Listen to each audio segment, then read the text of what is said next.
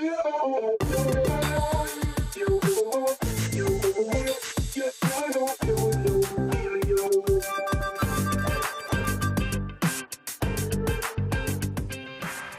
invités de dernière minute pour le dîner, un manque d'inspiration pour le déjeuner. Ça y est, il rit.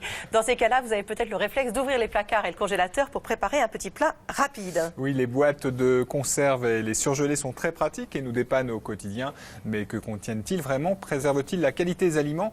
Quelles sont les nouvelles techniques de l'industrie agroalimentaire pour conserver les aliments sans altérer l'aspect nutritif? Et à quoi faut-il faire attention quand on fait des conserves maison? Pour répondre à toutes vos questions, le professeur Stéphane Guilbert, qui est ingénieur en sciences alimentaires Supagro Montpellier, et le docteur Arnaud Cocolle, médecin nutritionniste à l'hôpital de la Pitié-Salpêtrière à Paris. Qu'est-ce qui vous a fait rire dans ce que j'ai dit? J'ai cru que nous étions les invités de dernière minute. Ah, d'accord. Vous n'aurez pas fait ça. Des questions. Donc, excusez-moi, je précise juste, je ne suis plus à la Pitié-Salpêtrière, malheureusement, mais la Pitié ou l'hôpital fait des restrictions budgétaires. D'accord, mais vous êtes quand même médecin nutritionniste toujours. Mais je reste médecin. Ça va. On nous demande si le poisson surgelé directement sur le bateau et acheté en grande surface n'est-il pas plus frais finalement que celui qu'on achète au marché ou chez le poissonnier?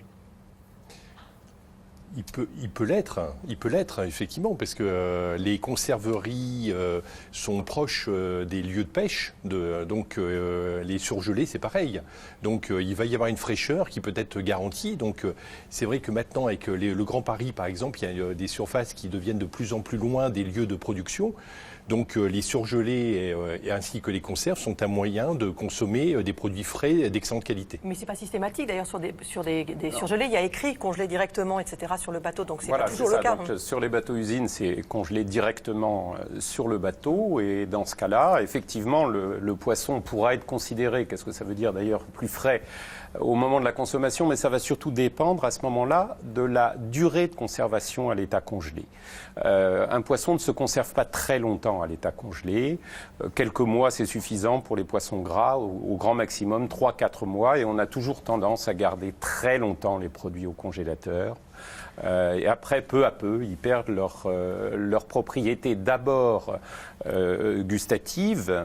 Ils exudent un petit peu, ça devient sec, un peu comme du papier carton quand on le consomme, etc. Au bout de combien de temps? Disons un poisson gras, si on veut vraiment avoir le goût et la finesse du poisson, pas plus de 2-3 mois. Et au-delà de cette période, d'un point de vue nutritif, cette fois-ci? Alors, peu à peu, on a des mécanismes d'oxydation. Donc, on va avoir les mêmes mécanismes qu'à l'état frais, mais beaucoup, enfin, en termes d'oxydation, mais beaucoup ralentis. Mais au bout de 6, 8, 10 mois, on gardera une grande partie des qualités nutritionnelles, mais on aura perdu éventuellement les vitamines les plus oxydables, etc., etc. Alors, on nous demande, puisque vous avez dit... congelé, la différence entre surgelé et congelé, en fait, c'est réglementaire, cette différence? Alors, c'est essentiellement réglementaire. On va dire tout simplement que le congelé, c'est pour les industriels qui s'échangent entre eux des produits à -20. Et le surgelé, c'est pour le consommateur parce qu'il est en sachet individuel, il y a une date de congélation, enfin de surgélation. Donc, il n'y a pas une grande différence, en fait. C'est juste un label qualité, quelque part, le surgelé. Et effectivement, on a mis en œuvre, théoriquement, des procédés rapides de congélation. Une fois une brique de jus de fruits ouverte, combien de temps les vitamines sont-elles conservées? Oh, c'est rapide, parce que il faut le consommer dans les 48 heures à peu près une fois que c'est ouvert.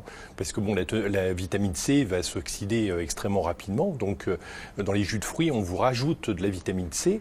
Donc une fois ouvert, 48, même 24 heures après, vous avez quasiment une teneur qui est quand même sérieusement diminuée. Donc il faut le laisser dans la brique ou on le transvase? Une fois que c'est ouvert, ça change quelque chose? Non, je pense qu'il faut laisser dans la brique, parce que c'est opaque malgré tout à la lumière extérieure. Donc vous laissez au frigidaire, mais à consommer très rapidement. Chose que je ne fais pas toujours malheureusement, parce que je dépasse les dates. Vous n'êtes pas un modèle? Non, je ne suis pas un modèle. Ah, ça c'est déception. Peut-on conserver des aliments surgelés pendant plusieurs années? Donc vous nous avez répondu pour les poissons, j'ai enregistré 3-4 mois. Vous savez, souvent dans les congélateurs, quand on ouvre la porte, il y a des petits dessins avec des chiffres en face. Ça donne une idée de la durée de vie des produits à l'état congelé. Ça veut dire quoi? Poisson 3-4 mois, viande? Viande, le porc 6-8 mois, le bœuf l'œuf aussi, les légumes, les haricots verts, ça ne va pas se garder très longtemps, autour de 6 mois, 4 à 6 mois, etc. Donc, on a un moyen de savoir quand on regarde, par exemple, le paquet ou quelque chose comme ça? Non. Il n'y a pas d'indication, parce qu'après, c'est essentiellement les qualités organoleptiques qu'on va perdre progressivement. Voilà. Et après, ça n'a plus vraiment. Et alors, il y a des aliments pour lesquels c'est très sensible, comme le poisson, qui devient un peu papier-carton, qui perd toute la finesse. C'est quand même un aliment assez fin. C'est un problème de goût, quoi. C'est essentiellement un problème de goût. C'est pas dangereux. Non, c'est pas dangereux. Non, il n'y a pas de micro-organisme capable de se développer en dessous pour des bêtes de concours de moins 2, moins 3 degrés. Mais les bêtes qu'on rencontre dans nos aliments, c'est 2-3 degrés. En dessous, il n'y en a pas. On nous demande comment cuire les légumes surgelés. Est-ce que déjà on les sort le matin pour le cuire le soir ou qu'est-ce qu'on fait? Regardez mon regard dubitatif parce que là, on les met directement dans le Oui, moi je suis très basique. On les sort pas le matin, c'est pas la peine, d'accord. Les légumes, c'est le produit le plus simple à mettre directement dans l'eau de cuisson. Quand ils sont pas préparés du tout, quand ils sont pas préparés du tout. Sinon, on suit les consignes quand ils sont préparés. Pour la viande et le poisson, sans la veille, on décongèle comment? Voilà, soit on décongèle au micro-ondes. Souvent, c'est d'ailleurs indiqué sur le sachet. Soit on décongèle lorsque c'est dans un sachet étanche ou etc. dans l'eau froide ou chaude. Soit on décongèle à ce moment-là au frigo, dans la zone a priori la plus froide du frigo, parce que on va laisser décongeler lentement et il ne faut pas qu'il y ait de risque de développement microbien. Alors on a parlé de la congélation, mais il existe d'autres même méthodes pour conserver les aliments. Il s'agissait de la pasteurisation. Alors vous connaissez sans doute la pasteurisation, qui est un procédé de conservation qui consiste à chauffer les aliments entre 62 et 88 degrés pour justement réduire le nombre de micro-organismes nuisibles. Mais est-ce que vous connaissez la pasteurisation à froid? Non. Depuis tout à l'heure, oui, mais bon, avant non. Qui est appelée aussi HPP ou traitement par haute pression. Cette technique est apparue très récemment dans l'industrie agroalimentaire. Alors quel est son intérêt? Les explications Anne-Laure Jean et Benoît Lordelot. Ces bouteilles de jus d'orange seront bientôt sous pression, sous très haute pression. En quelques minutes seulement, dans ce caisson en parois d'acier, elles devront supporter 6000 bars. Le principe est assez simple en fait. Les produits sont plongés dans l'eau et montés en pression à l'intérieur du caisson. C'est exactement la même chose que si on prenait les produits et qu'on les descende au fond de la mer. Alors si on va très très profond, on peut arriver à des pressions aussi fortes que ça. Aussi appelée pasteurisation à froid, cette technique de conservation permet d'éliminer les bactéries nocives pour la santé humaine. La listeria, les salmonelles ou Escherichia coli par exemple. D'un point de vue physique, les micro-organismes sont sensibles à la pression. En fait, on les élimine parce qu'elles ne peuvent plus se développer. À partir du moment où elles sont à ces niveaux de pression-là, on a la paroi extérieure du micro-organisme qui est endommagée, donc il ne peut plus se nourrir, et donc s'il ne peut plus se nourrir, il meurt. Parce qu'il n'est pas chauffé, le produit est moins abîmé qu'avec une pasteurisation classique. Les nutriments, comme les vitamines, les oligo-éléments ou les protéines, sont donc préservés. Si vous êtes sur une pasteurisation par la chaleur, vous avez un gradient. Vous mettez de l'eau chaude autour de la bouteille et il faut qu'on atteigne la température demandée à cœur, ce qui est long. Et donc ce qui abîme le produit, parce que tout le temps de pénétration de la chaleur, c'est un temps de chauffe qui abîme le produit. Mais tous les produits sont-ils adaptés à ce traitement par haute pression? Forcément, nous avons eu envie de tester. Avec une tranche de brioche, le résultat était, disons, plutôt raté. La brioche, c'est un produit qui contient beaucoup d'alvéoles avec de l'air à l'intérieur, puisqu'on cherche à avoir du volume et avoir une texture qui est très aérée. Le problème étant que cet air, lors de la pasteurisation, est écrasé par la pression. Et du coup, derrière, ça déstructure totalement le produit. Les produits à tartiner, la charcuterie ou le poisson sont particulièrement bien adaptés à cette méthode de conservation. Mais ceux qui ne contiennent pas ou peu d'eau sont à proscrire. Puisqu'on a toujours besoin de l'eau pour véhiculer la pression. Si jamais on n'a pas d'eau, donc sur des produits très secs tels des poudres ou des produits naturellement secs, biscuits, etc., on ne va pas pouvoir appliquer la pression sur le produit, donc le traitement va être moins efficace. La pasteurisation à froid permet aussi de préserver le goût et l'aspect des aliments. Plus besoin donc d'additifs pour retrouver leur saveur et leur texture initiale. On voyait dans ce reportage une pasteurisation sur les jus de fruits. On s'en sort comment les jus de fruits? Il y a ceux qui sont en briques, ceux qui sont dans le rayon frais, ceux qui sont pasteurisés. Lesquels sont, d'un point de vue nutritif, les meilleurs? On voit que vous faites les courses, hein, Régis. Merci de le remarquer. C'est bien. Moi, je dirais que ça ne change pas grand-chose, parce que la valeur, en tout cas en sucre, est la même, quel que soit le type de jus de fruits, donc quel que soit le mode de conservation.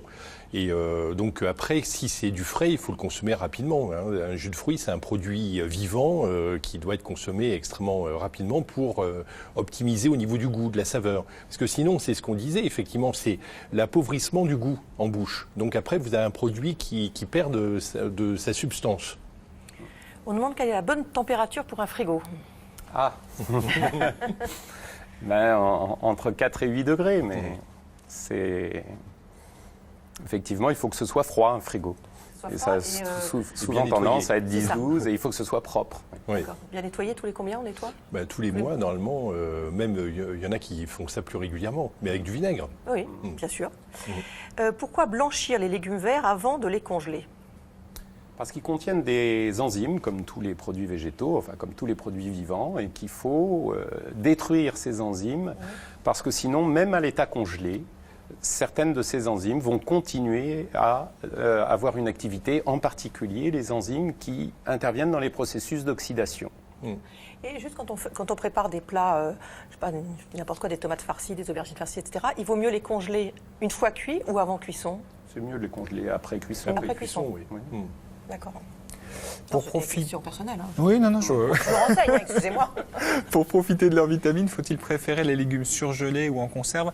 Peut-être avant que vous répondiez, on va regarder quelques chiffres sur la teneur en vitamine C, justement, et pour les haricots verts et les petits pois surgelés. Alors c'est étonnant, parce que pour les haricots verts, la différence est frappante. La teneur en vitamine C des haricots surgelés, c'est 12,8 mg, et c'est seulement 2,4 pour les frais. C'est-à-dire qu'il y a plus de vitamine C dans les surgelés. Oui. Mais ça tient à l'oxydation. Il a pas fini. Excusez-moi. Non, c'est pas grave. Non, c'est le même raisonnement. Non, c'est le même raisonnement pour les. Ouais, non, je vois bien que.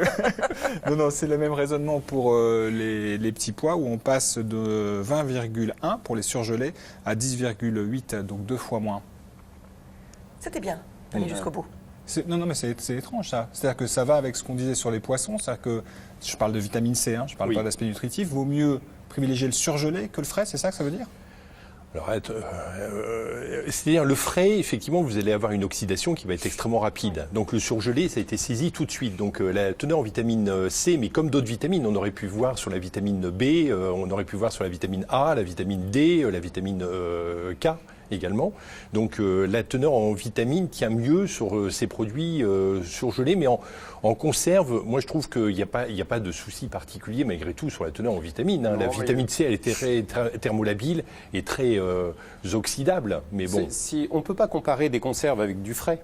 Donc c'est un peu dommage de faire ça. Il faut comparer, si on a cuisiné des conserves, cuisiné du frais ou cuisiné du surgelé, qu'est-ce qui reste dans l'assiette? Donc des études comme ça ont été faites et quand on cuisine une conserve, on a juste à la réchauffer alors qu'autrement il faut cuire les légumes et donc on a des teneurs très voisines. Voilà. Et donc il n'y a pas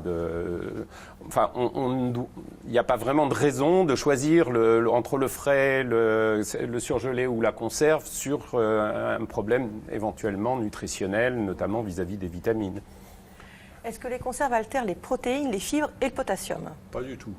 Pas du tout. Les conserves sont remarquables et il faudrait rendre hommage d'ailleurs à Nicolas Appert parce que c'est lui qui a quand même découvert la conserve et qui n'a même pas labellisé d'ailleurs son brevet. Il n'a pas breveté, ouais. Voilà, donc c'est un bienfaiteur de l'humanité tel qu'il a été décrit, mais malheureusement il est mort comme Mozart en fosse commune, etc. Donc il faut rendre hommage à Nicolas Appert. Et Nicolas Appert, grâce à lui, il y a eu une disparition du scorbut par exemple, et les propriétés nutritionnelles et ce que vous dites au niveau des macronutriments qui ont été conservés grâce aux conserves, ce qui nous permet à nous toute l'année de manger en fait et d'avoir des apports protéiques pour les personnes âgées par exemple aussi les gens qui veulent pas faire de la cuisine d'assurer en fait un apport équilibré toute l'année. Et les dates qui sont indiquées sur les conserves notamment de légumes qui sont des DUO normalement des dates d'utilisation optimale. Si on dépasse le risque c'est quoi? Non, c'est la perte de goût. C'est ça, c'est toujours pareil, c'est que le goût. Vous savez qu'il y a des conserves de sardines millésimées. Oui. Voilà. Donc, dont le prix est proportionnel à l'âge. C'est ça, c'est comme le vin. Ça. Comme le vin. Donc, comment les dates de péremption sur les conserves sont-elles fixées? Faut-il les respecter au jour, à la semaine près? Donc effectivement, si c'est une date d'utilisation optimale, ça va. Non, mais c'est un sketch, je crois, de Danny Boone qui disait à minuit, ça se transforme pas, d'un seul coup, il n'y a pas les bestioles, Escherichia coli ou je sais pas qui arrive et qui dit, bon, ça y est, je sors de mon terrier. Donc non, à un jour près ou quelques jours près. Ah non, mais sur la conserve, il n'y a jamais de date limite, sauf s'il y a une perforation de la boîte liée à une corrosion. Mais ce qui n'arrive jamais, sauf si elles sont entreposées dans un milieu très humide. Alors, on demande la différence entre la DLC, donc date limite de consommation, et la DDM, ça, je ne sais pas ce que c'est. Alors, c'est la date de durabilité maximale qui a remplacé la DLUO. Ah, d'accord. Parce que la DLUO était censée être mal comprise par le consommateur, je ne suis pas sûr, et vous avez raison. J'ai retenu la date d'utilisation optimale. Avec la DDM, on est bien d'accord. Bon, mais simplement, pour essayer, c'est le best before anglais, c'est pour dire, c'est mieux avant, mais c'est pas grave au-delà. Voilà, c'était le sens de ce changement de dénomination et c'est pas plus clair à mon avis. Je pense qu'ils auraient dû éclaircir et faire comme les anglo-saxons, effectivement, best before, meilleur avant. C'est ça, d'accord. C'est théoriquement la traduction de best before, mais c'est un peu raté, on est d'accord. Un petit peu. Alors il y a encore un autre moyen de conserver les aliments. On a souvent parlé ici de cryoconservation, mais c'était plutôt pour les ovocytes, donc rien à voir avec le sujet d'aujourd'hui. Mais en tout cas, c'est le même procédé de froid intense qui est utilisé par certaines entreprises pour surgeler décidément des produits alimentaires. Vous voyez ce reportage Céline Morel et Frédéric Chaperon. Charlotte, manchon, masque, lavage des mains méticuleux. Contrairement aux apparences, nous ne sommes pas dans un hôpital, mais dans une usine qui produit des tartes flambées surgelées. Au menu aujourd'hui, tarte fine poulet pesto, préparée à la main, avant d'être surgelée dans ce tunnel grâce à de l'azote liquide. C'est ce qu'on appelle la surgélation cryogénique. L'azote est stocké à l'extérieur du bâtiment, dans cet immense réservoir. C'est en fait une grosse bouteille thermos dans laquelle on a un gaz alimentaire qui est à une température de moins 196 degrés. Donc c'est un gaz qui est très très froid et dont l'écart de température avec le produit va permettre de surgeler très rapidement les produits. L'azote liquide est amené jusqu'au tunnel cryogénique par l'intermédiaire d'un tuyau isolé sous vide pour éliminer les pertes thermiques. Ce tuyau, c'est la ligne d'arrivée de l'azote liquide qui va être pulvérisé à l'intérieur du tunnel à une température de moins 196 degrés. C'est grâce à cette pulvérisation d'azote liquide qu'on va surgeler en 2 minutes 30 les tartes flambées qu'on va récupérer à moins 20 degrés, alors qu'avec une surgélation classique, il aurait fallu 10 minutes à un quart d'heure pour arriver au même résultat. La surgélation cryogénique est donc beaucoup plus rapide qu'une surgélation traditionnelle. Une vitesse qui permet de réduire le risque de prolifération bactérienne au sein des aliments. Le bénéfice principal de cette rapidité de descente en température, c'est effectivement de bloquer le développement des micro-organismes et donc de figer le produit à son état initial sans dégradation liée à ces micro-organismes. Cette méthode permet aussi de préserver la qualité naturelle et la texture de l'aliment une fois celui-ci décongelé. La surgélation, c'est avant tout la transformation de l'eau qui est contenue dans les aliments en glace. Quand on surgèle ces aliments d'une manière lente, on va avoir la formation de gros cristaux de glace et ces gros cristaux de glace vont avoir une tendance à détruire la membrane des cellules. Dans le cadre d'une surgélation cryogénique, on va avoir une descente très rapide en température qui, au lieu de former des gros cristaux de glace, va former des cristaux de glace beaucoup plus petits qui vont garder l'intégrité de la membrane cellulaire. Et donc, au moment de la décongélation, on va avoir beaucoup moins d'exudat, qui est en fait l'eau qui est rejetée par le produit au moment de la décongélation. Et donc, on va avoir un meilleur produit final. Après 10 minutes de cuisson à four chaud, reste à vérifier que la surgélation cryogénique a bien tenu ses promesses. Donc là, on voit qu'entre le produit surgelé cru et le produit cuit, tous les aliments ont gardé leur forme. Quand on va surgeler un produit en froid mécanique, on a un bord de pâte qui reste cartonneux et mou. Tandis que là, vous allez écouter, c'est très croustillant et on voit un bord de pâte bien développé, feuilleté. Particulièrement adapté à des produits riches en eau comme des fruits rouges ou à des produits fragiles, la surgélation cryogénique a néanmoins un coût. Cette entreprise dépense entre 20 et 25% de plus pour surgeler ses tartes flambées avec ce procédé. On nous demande si on peut s'intoxiquer avec des légumes fermentés de façon artisanale. C'est quoi ça? Ah oui, il y avait le botulisme, les conserves mal serties. Donc ça, c'est un problème qu'on observe encore dans les campagnes, dans certaines campagnes, avec les conserves faits maison. On les repère comment? Parce qu'on dit toujours il ne faut pas qu'il y ait que la boîte soit abîmée, etc. Mais il y a plein de boîtes de conserve qui sont un peu abîmées. On va pas... Donc c'est quoi? C'est en l'ouvrant? Il y a une odeur particulière? Il y a quelque chose? Alors malheureusement non. Par contre, avec les conserves entre guillemets industrielles, il n'y a plus de botulisme depuis longtemps. Donc même si elles sont abîmées, on peut les manger? Alors abîmées, si vraiment elles sont ouvertes. Non, il y en a qui ont des petits pets sur les côtés, quoi. Je veux dire. Oui, non, un petit pet. S'il y a eu un petit choc, ça ne devrait pas. Ouais. Bon, de toute façon, après, si elles sont abîmées, ça veut dire qu'à ce moment-là, elles vont être contaminées par des micro-organismes ambiants et ce ne sera probablement pas du botulisme. Et ça va faire une flore d'altération, mais pas avec des pathogènes. Donc ce n'est pas dans ce cas-là qu'il y a des risques. Donc les risques, pratiquement ça n'existe plus, donc c'est à peine la peine d'en parler, mais c'est essentiellement sur des conserves ménagères. Voilà. Alors quand on fait soi-même, qu'est-ce qu'il faut faire pour éviter tout risque? Il n'y a qu'une solution, on ne peut pas faire une conserve à pression atmosphérique, c'est-à-dire qu'on ne peut pas faire une conserve avec de l'eau qui ne dépasse pas 100 degrés. Donc on ne peut pas faire une conserve dans une lessiveuse, une bassine dans laquelle on fait bouillir de l'eau et on immerge ses bocaux. C'est impossible. Il faut donc le faire dans un autoclave et l'autoclave à la maison, c'est la cocotte minute. Et il faut suivre la recette de l'autocuiseur dont on dispose, parce que chaque autocuiseur atteint des températures qui sont différentes. Certains vont à 106, à 108, à 110, à 112, et c'est logarithmique l'effet de la température, donc l'augmentation de quelques degrés diminue fortement le temps nécessaire pour obtenir une stérilité pratique. Et même quand on fait des confitures? Alors non, parce que tout ça n'est vrai que pour des produits non acides. Pour tous les produits acides, c'est-à-dire les fruits, vous parliez des produits fermentés, la choucroute, tout ce qui est acide, la tomate, et parfois il faut ajouter un petit peu de jus de citron pour être sûr que c'est acide. Pour tout cela, on peut travailler à pression atmosphérique, donc on peut travailler à 100 degrés. Donc une confiture, on la fait à 100 degrés. Mais quand on fait des pâtés, non? Mais du pâté, non. D'accord. Voilà. Sauf, autrement, ça s'appelle une semi-conserve, il faut le garder au frais. D'accord. Point. Je fais griller au four des poivrons pour en enlever la peau et je les mets en bocal avec de l'huile. Combien de temps cette préparation peut-elle se conserver? Alors, là encore, a priori, ce ne sera pas acide. Donc, alors si je les mets vraiment à l'huile, moi, je recommanderais quand même de garder au frais. Est-ce que les boîtes de conserve actuelles contiennent encore du bisphénol A? Ça a été corrigé, ça, je pense. Est-ce qu'on peut en trouver encore? Résines. Oui, c'était les résines à l'intérieur. En France, c'est interdit.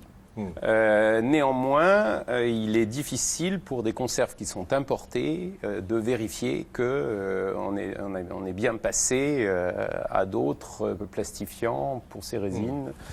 Et puis après, on peut se poser aussi la question de la toxicité potentielle de composés qui sont moins connus que le bisphénol A. C'est un petit peu toujours la difficulté, c'est que on s'alerte sur une molécule, on connaît beaucoup de choses, on la substitue par d'autres qu'on connaît souvent moins bien. Donc, les conserves surgelées, on peut donner aux tout petits? Ah oui. Complètement. Pas de différence avec les produits frais. Il n'y a pas de précaution particulière, donc il n'y a pas d'âge, du moins dès lors qu'il s'est mâché. Ah c'est sûr, si on lui donne à un mois une choucroute, il ne va pas aimer le pauvre. J'aimerais cuisiner des légumes le week-end pour toute la semaine. Quels sont les trucs pour surgeler des plats en perdant le moins possible de vitamines? Pas utiliser les légumes les plus frais possibles, c'est tout. Et après, effectivement, on met au congélateur, mais il ne faut pas saturer son congélateur. Oui. Donc, on ne peut pas préparer des trop grosses quantités non plus, parce que le congélateur domestique n'est pas habilité, lui, à faire de la congélation rapide. Il ne sait pas faire ça, il n'est pas ventilé, il n'est même pas autorisé dans un restaurant. Par exemple, un restaurant n'a pas droit de congeler avec un congélateur domestique. Ils doivent avoir des congélateurs ventilés. Vous voulez dire par là que si on fait des plats préparés et qu'on les met... Mais si on a un gros congélateur et qu'on a une touche pour accélérer le froid, il faut bien évidemment l'utiliser. Et si on n'a pas? Et si on n'a pas, il faut mettre 1, 2 plats, 3 plats ou bocaux ou je ne sais pas quoi. Pas plus, quoi. Il faut pas, si on remplit un congélateur, ça va être lent à ce moment-là. Donc il faut rester raisonnable. Oui. Certaines vitamines, vous en avez plus à disposition dans les conserves. Je pense au lycopène par exemple de la tomate qui est plus libéré, ainsi que le bêta-carotène. Voilà, et le bêta-carotène de la carotte. Donc, on a beaucoup dénigré à un moment les conserves. conserves, finalement, on les réhabilite. Les conserves, c'est extraordinaire. Et je trouve qu'actuellement, il y a une réhabilitation. On parlait tout à l'heure en aparté, effectivement, des bocaux, etc. aussi. Je connais des personnes qui mettent en avant des bocaux, en rendant hommage d'ailleurs à monsieur Appert. Et donc, il y a vraiment de qualité. Appert, non, il n'était pas de votre famille. Non, pas du tout, mais j'ai découvert qu'il avait créé sa conserverie dans la rue d'un de mes amis à Massy. Vous auriez dû commencer par ça, on aurait mieux compris. Merci, vous n'avez pas d'autres questions pour votre Non, week-end? c'est bon. Merci beaucoup à tous les deux d'être venus. Lundi, on verra ce que l'on peut faire quand on souffre d'une mauvaise haleine. D'ici là, passez un très bon week-end. Et à lundi. Bon week-end, à lundi. Au revoir.